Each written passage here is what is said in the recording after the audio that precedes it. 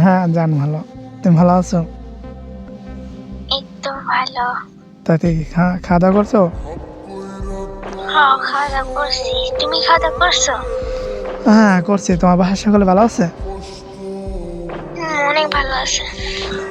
তা এখন কি করো?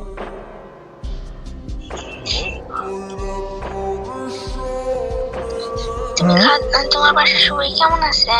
আলহামদুলিল্লাহ। তুমি খানা খাইছো? খানা খাইছি। তুমি খাইছো খানা? হ্যাঁ আমি খাওয়া দাওয়া করছি।